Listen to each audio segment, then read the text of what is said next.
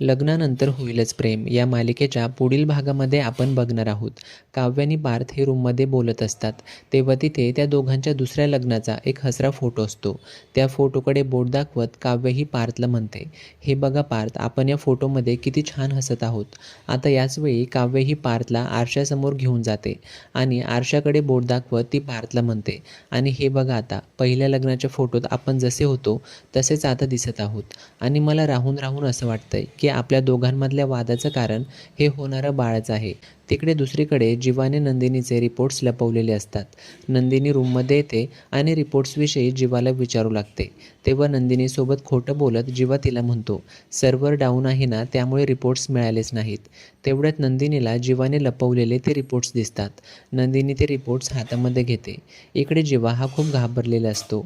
नंदिनीच्या त्या रिपोर्ट्समध्ये आता नेमकं काय असेल हे बघणं महत्त्वाचं असणार आहे.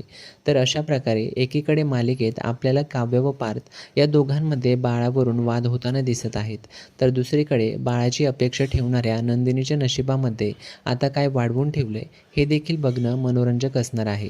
तर ही मालिका सध्या तुम्हाला आवडते का, कमेंट करून नक्की सांगा. आणि अशाच नवनवीन अपडेट्सकरिता लगेचच चॅनलला सबस्क्राईब करा.